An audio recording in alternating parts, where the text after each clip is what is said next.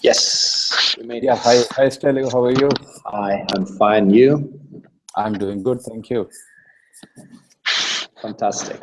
Nice to be here. Yes, we'll start in a minute. So you're all set, all your tickets are booked, everything is done? Yeah, should be fine. Cool, look forward to your visit here. So Me too, can't wait. I have my visa, the approval, so ready to fly. Awesome. I've read a few of your articles on your blog. I like them. Oh, thank you. Me too, can't wait. I have my visa, the approval, so ready to fly. Awesome. I've read a few of your articles on your blog. I have your the voice that comes back to me. So if you could just, I don't know what, because I see you have headphones. Yeah, so I don't know how it happens, but still I get my voice like 3 seconds after, but that's okay.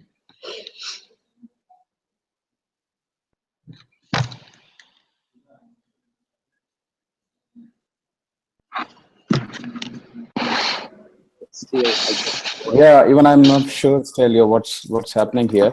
But let me start the video now, so that we can have maybe the stores video we can start with, and then we will. I think it's a 14-minute video that Donna took your interview, and then probably we can come back and have a conversation.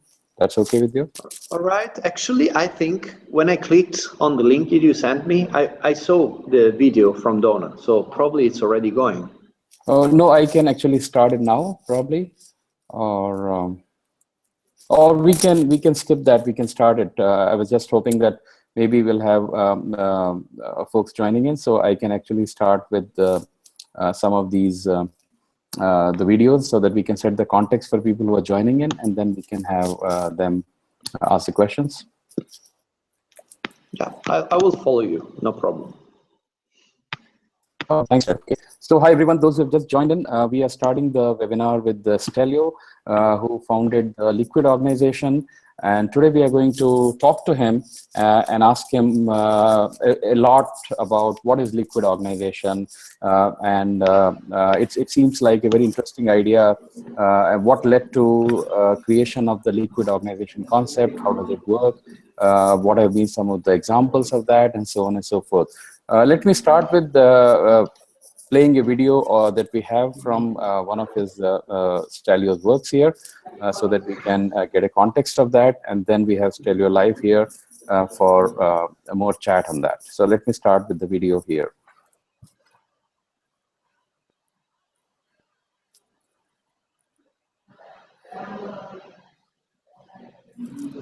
That we can get a context of it.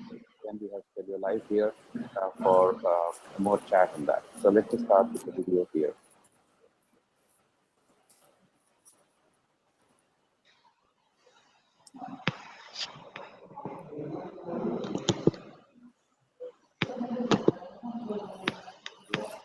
For chat. So let's start with the video here.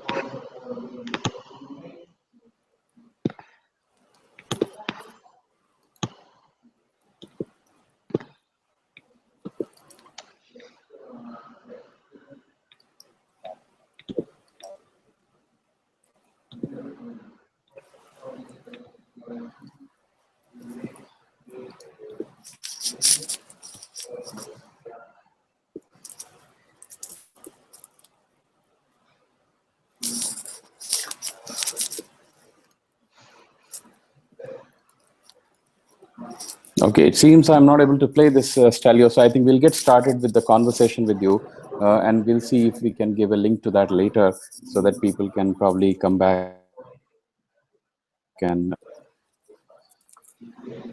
Okay, no problem for me.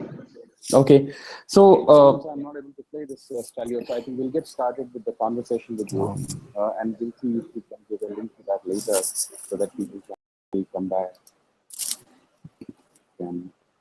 Okay, this is funny because I'm getting a lot of echo here. I don't know what's happening here, but I think we're getting a lot of echo here.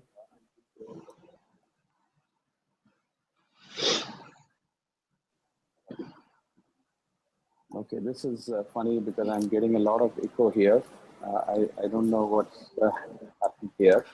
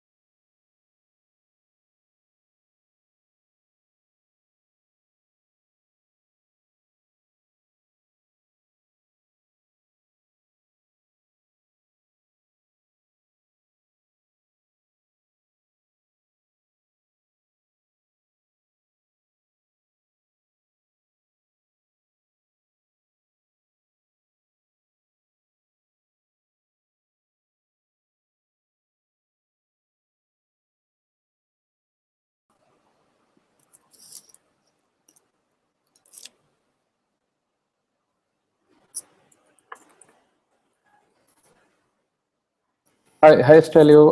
Can you hear me? Hello. Okay. Hopefully the link is fine without any echo. So let me try again. Am I audible? Can you hear me, Stelio? Yep, perfectly. Okay, thanks a lot. Okay, so welcome, Stelio. I know that you are coming here to India next week for the Agile India conference, and you are also going to conduct a workshop on the liquid organizations. And in this webinar, we would like to understand a little more about the liquid organizations, what it means, and how can it help the knowledge-based organizations. So as I see from your LinkedIn profile that you have an educational background in fluid dynamics. So maybe if you can introduce yourself and talk about a little about your work in the past, and also how did you get the inspiration to use the concepts from fluid dynamics into something as challenging as software development? Yeah, well, that's a very nice question. I don't want to speak too much about myself, but just the key facts. I studied aerospace engineering, following my passion for fluids, for the wind, for sailing, for the ocean, that kind of things. And I never thought about it as a job, something that I was doing in order to work as an aerospace engineer. It might have happened. I didn't care too much about it. I wanted to study that because I cared about it. And in the meanwhile, I've been involved in Chinese martial arts, Wushu martial arts, so Tai Chi Chuan, that kind of things, which actually turned out to be another way of understanding what fluidity is, what it means to be fluid, inside and outside. while I was growing up into these things, so fluids in terms of sea and wind, fluids in terms of body and mind, I also started working with companies. Actually, I started when I was 18 or 19, and it was in the middle 90s when internet was becoming a strategical asset for the company, was becoming strategic. And so it was not something for, no longer something for tech people or, you know, geeks, but it was becoming something that was very important up to the owners of even big companies. So the question was, how do we use this thing properly? And as we all know, well, that's where I started working. So I started doing strategic web projects. And as we all know, that also started changing the markets, the relationship between the firm and the external stakeholders, and then turning out to blur even the boundaries between the internal and external. And so I actually followed that. So I started working on the relationship with the external stakeholders. First, I founded my first company when I was, I don't know, probably 24 or 25. And that was what we did. So it was like starting from the brand DNA and going up to building meaningful conversation with all the stakeholders, engaging them in, well, parts or even most important processes of the company. So in the 90s, you would have called that marketing.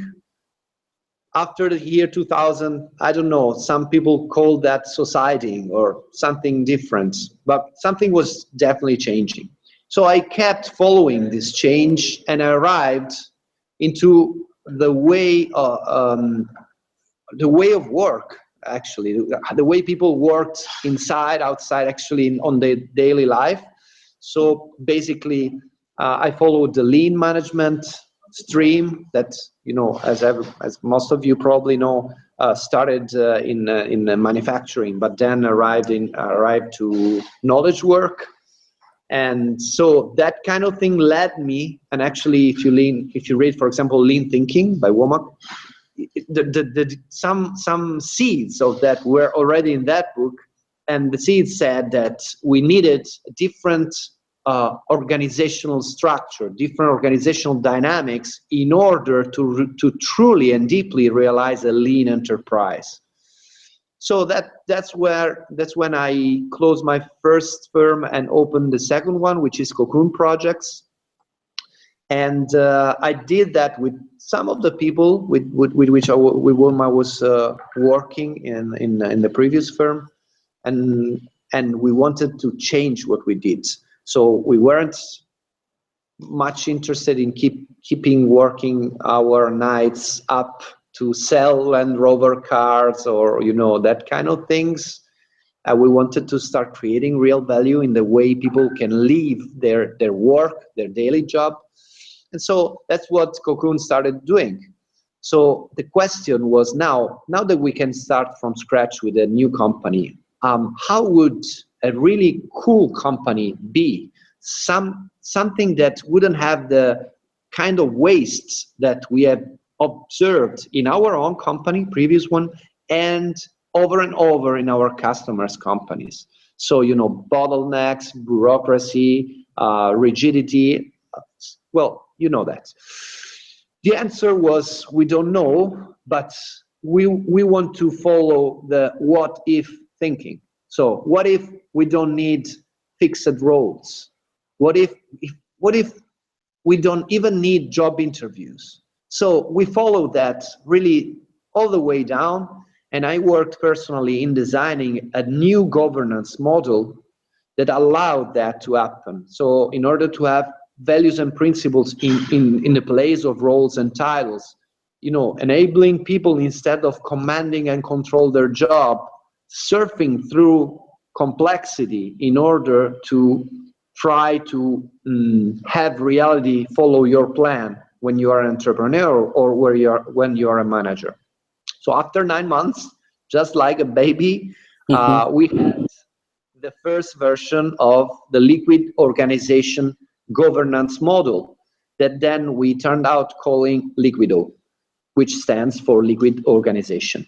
LiquidO is actually an Italian word, and that it means liquid. So the core concept in LiquidO, and then I will stop because I think I answered your first question. The core concept on LiquidO is realizing the same agility that we have known in operations, like in software development, for example, to realize that at the level of the governance. And that's something that I think is still lacking in the world, and that's the core thing, because you need agile dynamics for allocating value, and that's governance. So that's where LiquidO stands. Thanks, Stelio, for setting the context there. I also find it very interesting that you chose the name LiquidO for your very radical ideas. One of the books, one of the books I remember from Edward de Bono, the name of the Tayloristic. And your work, I was reminded of how de Bono has also talked about between the rock logic and the water logic, and the water being when the river is flowing, the water, and it is able to go past the rocks, to go there.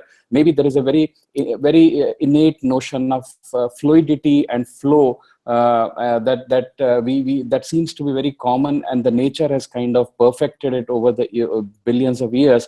And I think mankind is still learning it. But probably from your experience from martial arts, you are able to bring those ideas into and the lean ideas into the workplace. So one question on that, Stelio.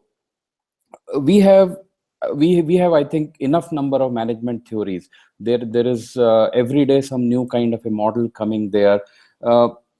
Even though there has been a fair criticism of the 20th century management theories, how do you say that this idea of yours, where you are essentially creating more fluidity in the organization, you're removing the waste from the organization, is more relevant to knowledge organizations, or it is also relevant to every kind of an organization?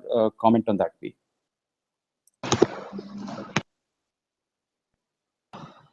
Okay, one thing that comes to my mind when you use the word relevant is the tetrad, which is a model that Marshall McLuhan used in order to analyze the passage from one media to another. And in his words, media is anything that extends the human capabilities.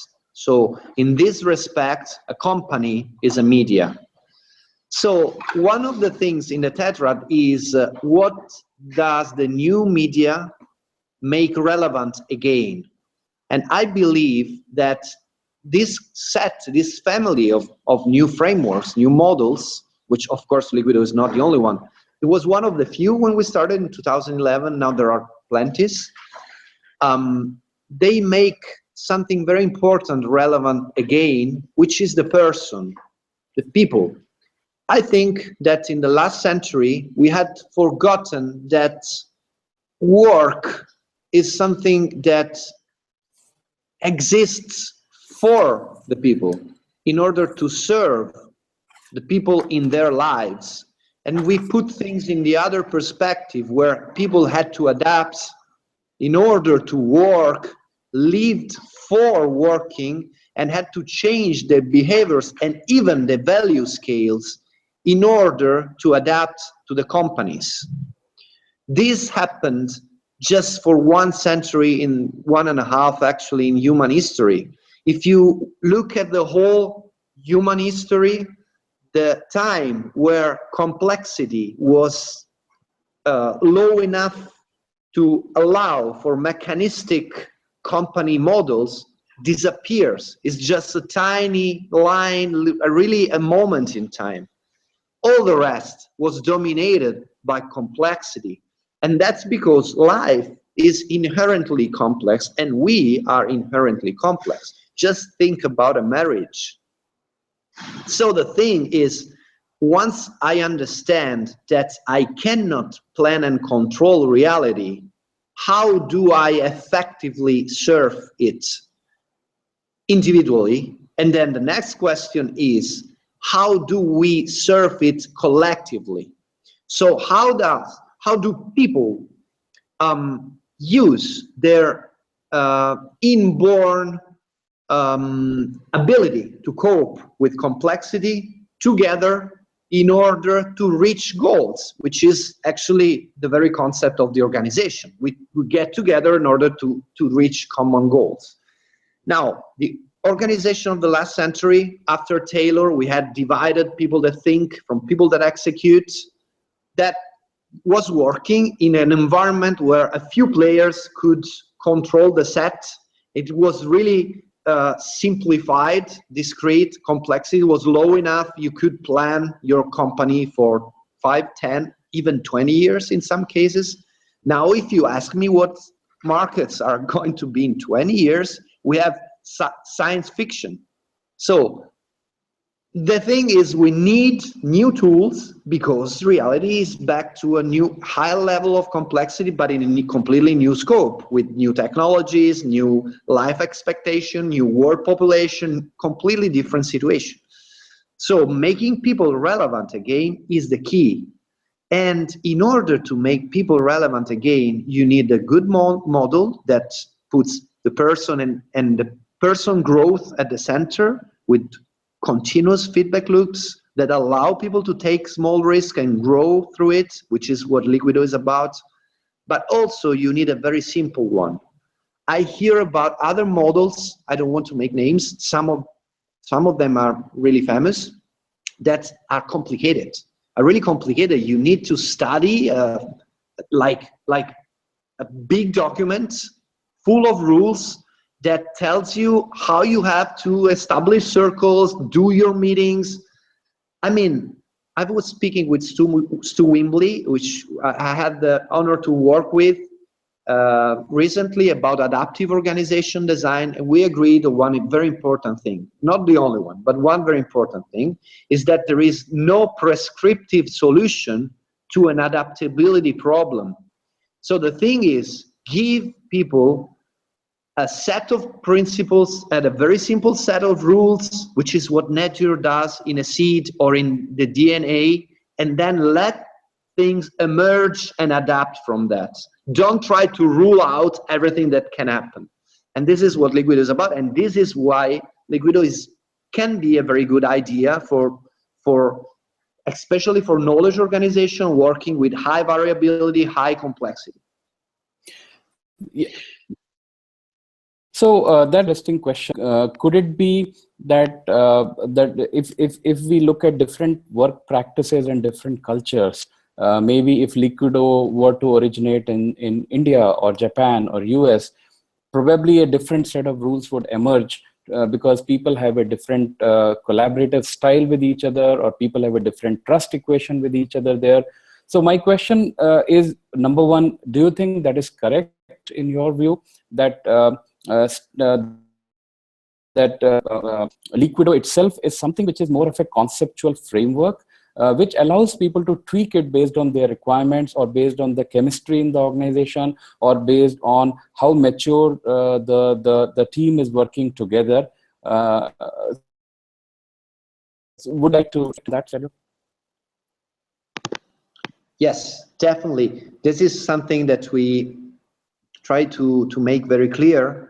And I can speak, since we are probably have an audience mainly of IT people and programmers. Let's think of LiquidO as a class. Then you have to create instances, and each instance will inherit something from the class, but then it will be really localized to the single company in its single life phase, and of course in the environmental culture where the company is growing. And that's possible because LiquidO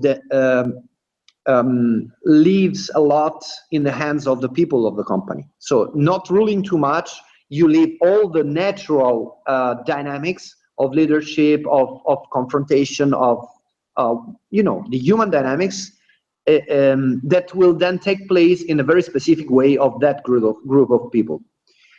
On the other hand, I will also add that it's true that LiquidO was born in Italy, and that's probably not the case since we have one of the highest complexity in the world. Probably we can compete with India.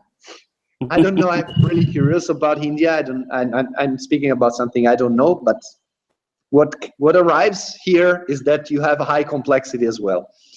So, but at the same time, actually, I haven't invented much. I've devised a functional way of putting together different sets of principles coming from the lean management body of knowledge. And you know, that was something that was born interesting on its own, because it was born when, with the Marshall Plan, then when people arrived from the United States, like Deming arrived in Japan, and so you have this Western culture that goes in an holistic terrain, ground, and sprouts this completely new way of thinking about the value flow and everything that we know.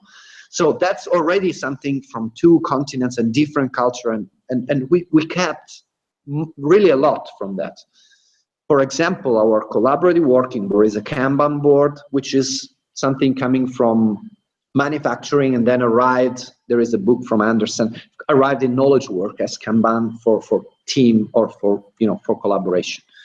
Then there is another stream, which is positive psychology, that again we haven't invented, is something that now is working a lot, and it's about giving positive feedback. You have also appreciative inquiry, a lot of things that were happening already.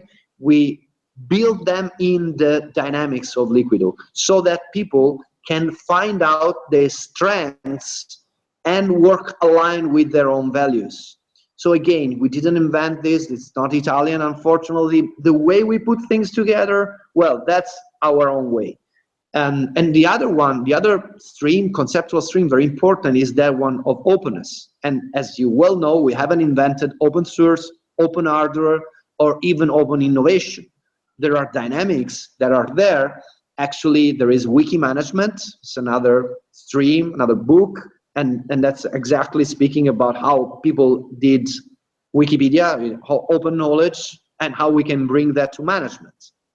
So actually, I think that LiquidO is a way of putting together something that the mankind was already digesting in different perspectives. And we put them together in the most simple way we could devise, I could think of. So maybe people, when they practice these individual components, the effect is probably getting negated because maybe they are doing appreciative inquiry, but it probably doesn't interlock with other supporting or reinforces. Done is you've taken some of the most timeless ideas and seen how they really operate within the context of an organization, and for the best results, how they need to be operated as a framework rather than individual practices. And I think that's the intersection value that you create. By one way I would probably look at it. So my next question is, you talked about collaborative working model. I understand that is one of the 4 pillars. I also was very much interested to know more from you about the at least other 2 pillars out of 3, which is the credits accounting system and the reputation tracing. It seems like something very new. It's not a part of the regular thinking framework of people. Would you like to talk about these 2 and just help our viewers understand a little more on that?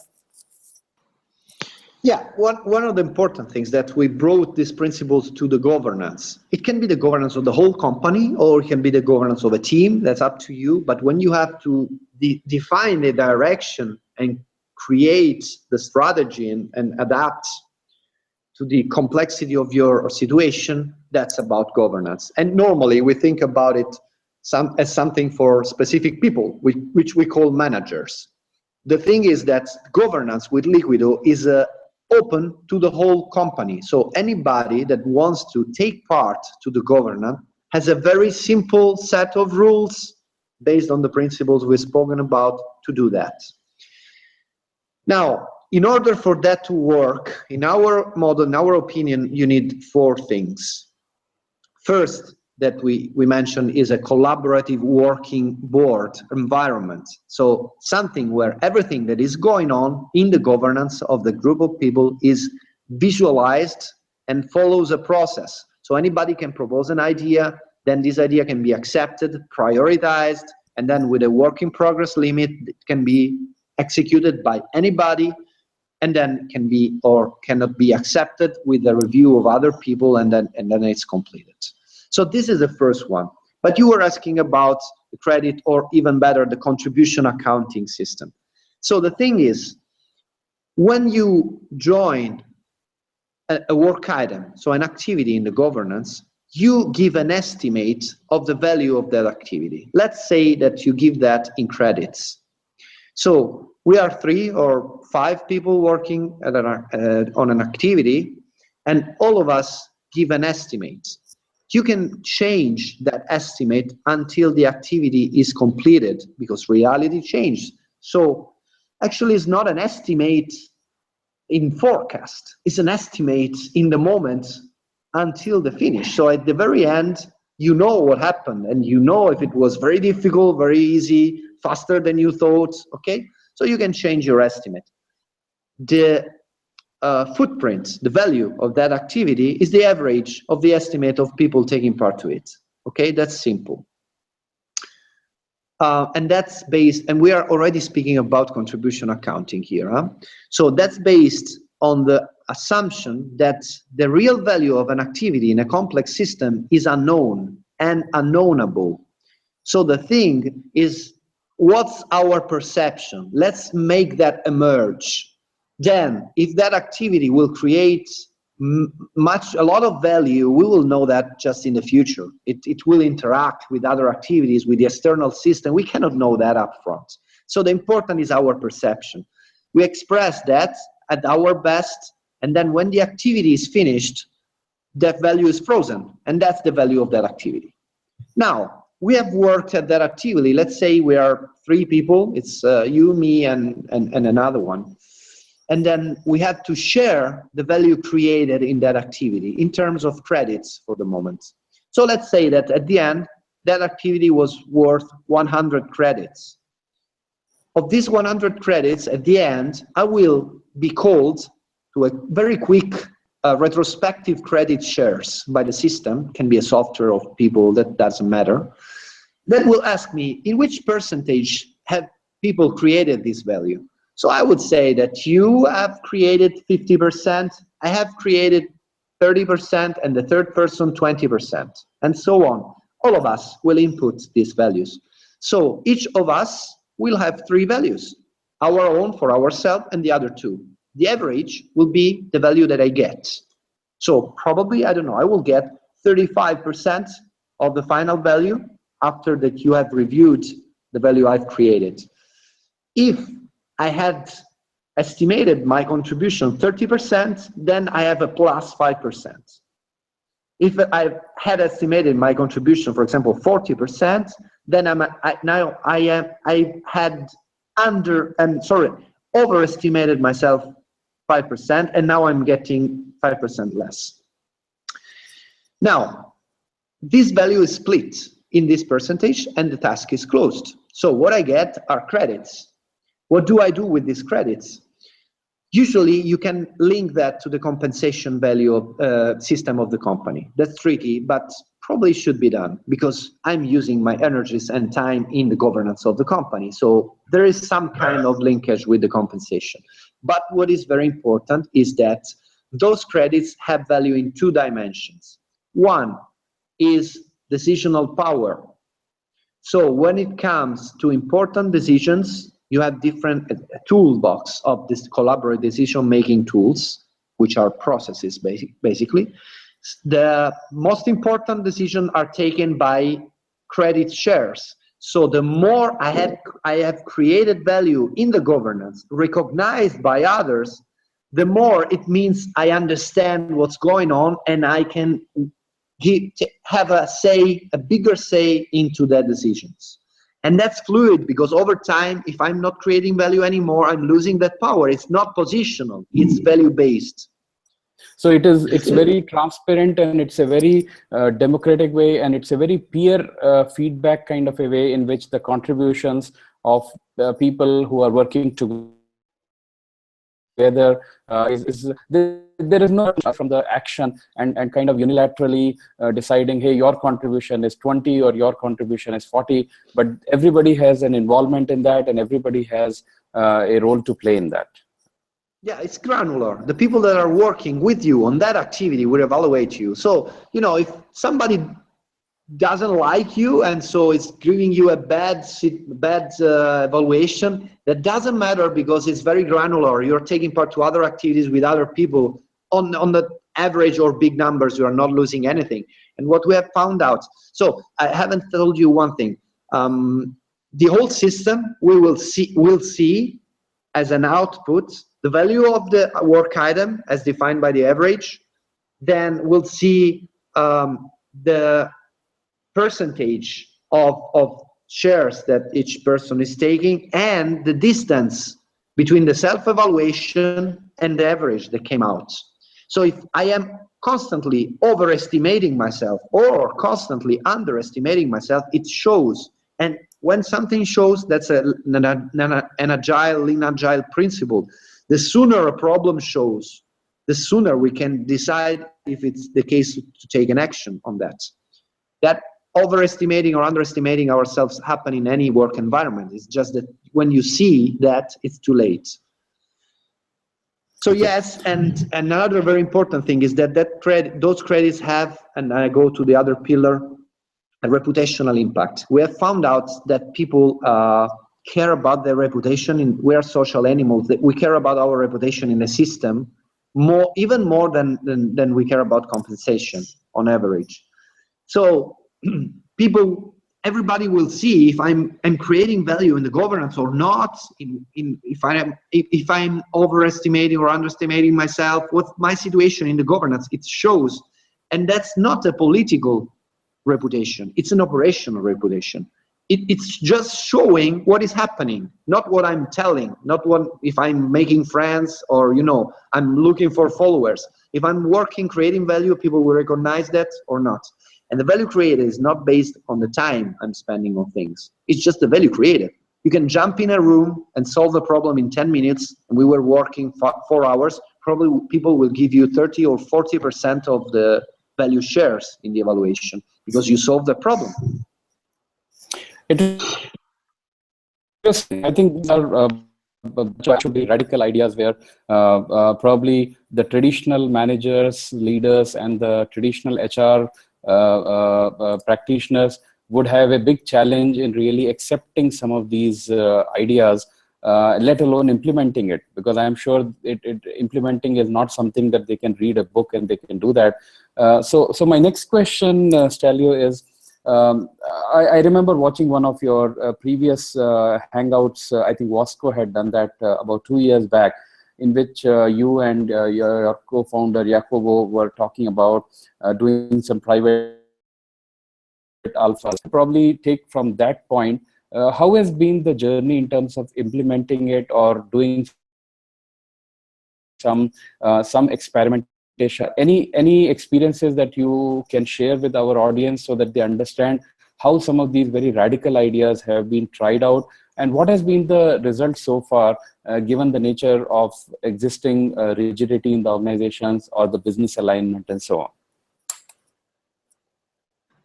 Okay, so I would say that there are two sides of the journey that are relevant. One side is our own experience in Cocoon projects. We are now approaching 70 people, just a small company, of course, but still it's a small company that is no longer a startup.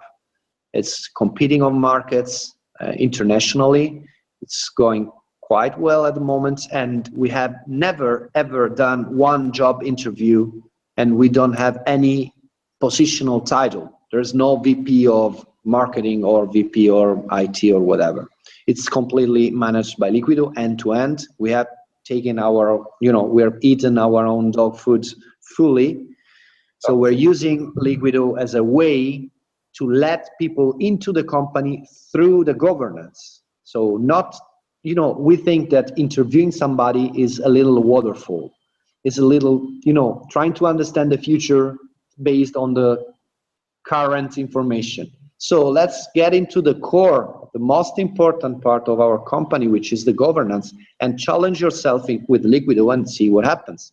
And this is working real good. We haven't had any problem with that in 4.5 probably years now. And we've seen many people entering and then fading out, and other people arriving, somebody staying. It's completely organic in that respect. So our experience with that is that it's working perfectly. Of course. If I can just comment for a moment, Stelio, sorry about that. Funny that you mentioned that no interviews has been a very interesting thing. Just for our viewers for Agile India and those who will be joining us, we will have, I think, a very interesting set of ideas, because we also have one of the other speakers from Menlo Innovations, Rich Sheridan,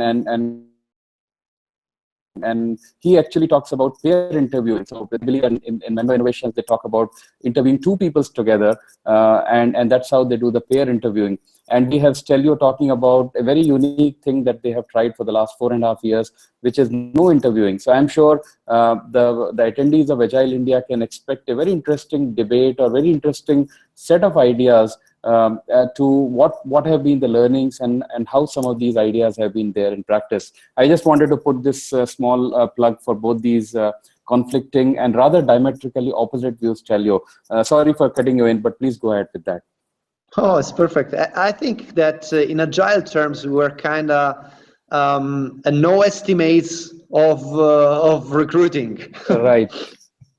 So these are things that happened, and we haven't felt the need for changing the model in 4 years. It's working. Our instance of the model is working. What we have felt the need for is a software platform that enables us to grow bigger. We have used self-crafted tools for that. We are partnering with an important partner with our software platform, which is Kanbanize, and we're building our own platform. We will release it in open source, actually, in now a few weeks, the first version, and there are other organizations waiting for that. And this is the second part of the story. The other thing that happened in the journey was that a lot of organizations got interest into LiquidO. So they're calling us to try to understand if and how to implement LiquidO. And that's funny, because we have taken a lot of care in not putting LiquidO even on our website, because what we do is helping organizations in their evolution, which is not selling LiquidO. LiquidO is not for all the organizations. It's good for some of them. For some others, there is another path to follow, and maybe one day we will speak about liquid governance. And still, we have been called around, from small, excellent companies up to 80,000 people companies. There is a lot of interest.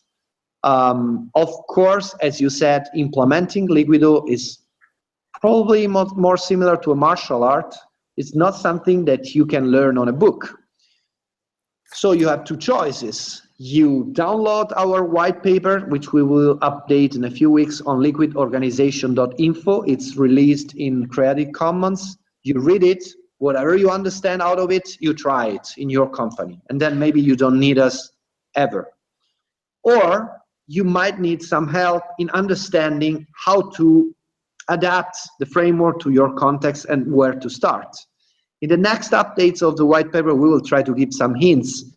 We didn't put these hints before because we weren't sure. We didn't know. We didn't have enough data, enough cases to assume something. But now we do, and so we'll probably give some hints. Some of them are, which really quickly is, first one, we will be starting with the collaborative working board without anything else, but using the collaborative working board, the Kanban board system, for the governance of the human system. And then on top of that, you can build the other pillars slowly. The other one, if you are really structured and you have levels in your company, because you have a traditional management, you cannot think about breaking that completely off immediately. That's not the kind of approach we would suggest. We have seen that happen in a few companies with other approach. Actually, we don't like that. We don't think it's necessary. You can start melting. It's like heating up your system and start melting it in some specific points, which can be a project, can be a division, can be a national governance committee. It depends on your situation, but find out something that is core, is important, but is scoped, is limited, and you start applying LiquidO there. You learn from that, and then you will know where to extend it and in which timing. Thanks, Stelio. Let me open it up for any questions from our viewers. Let me also remind all the people who are watching this live or will watch the recording. Stelio will be in Bangalore for the Agile India conference next week, starting on the 14th. And he will also be doing a one-day workshop on the 14th itself. That is the day one of the conference there. We have shared the link, but just go to 2016.agileindia.org and you can find the link to register for the workshop by Stelio. We believe some of these ideas are very radical, and the opportunity to learn from Stelio, who's going to be in India for the first time, is, I think, a very unique opportunity, and we would like all the Agile enthusiasts and executives to benefit from that. With that, let me just keep the line open if we have any. Meanwhile, let me just ask maybe one or two more questions from myself. You said that people can basically download the document and read it and experiment with that. It gives a set of guidelines and principles and framework. In addition to that, do you believe that like you are doing a one-day coaching, one-day workshop for the people,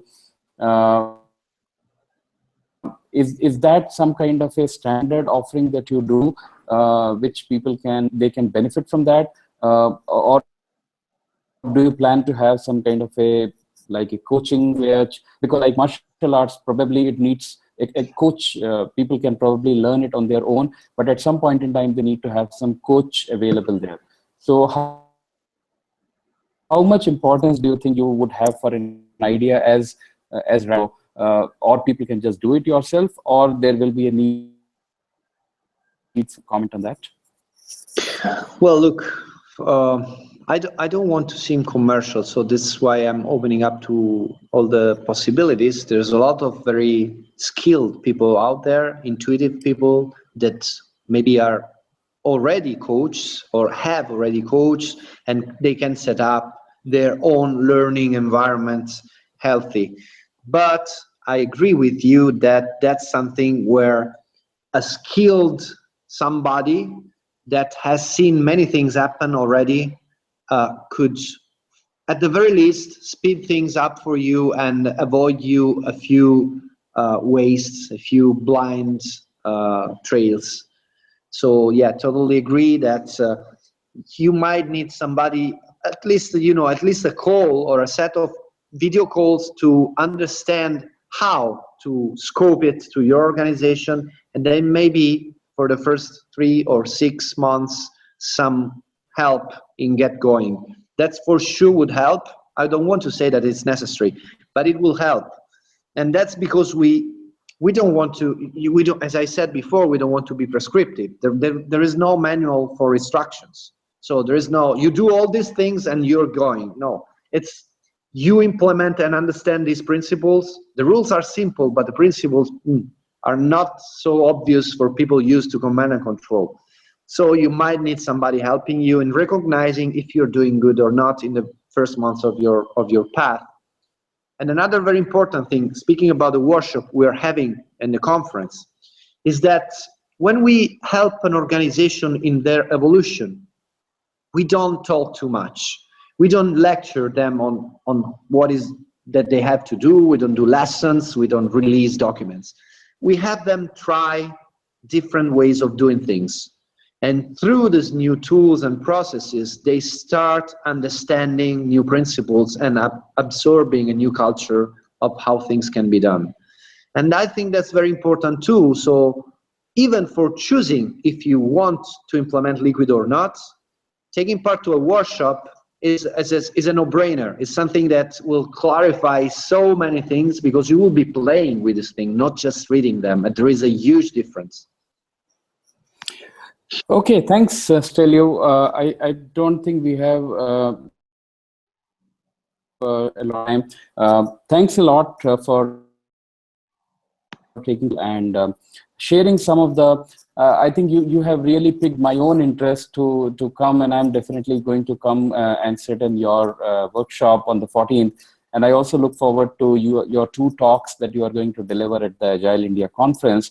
I'm sure there will be many more such key information and very important tools and techniques that you will be sharing in the workshop.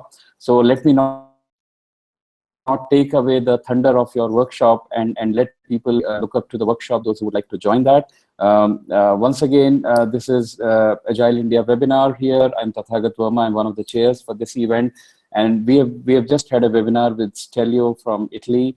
He is the creator of the Liquid organization, a project that they started back in 2011. And it has been now, they have been successfully using it in the organizations for the last 5 years, as Stelio shared in the talk with us.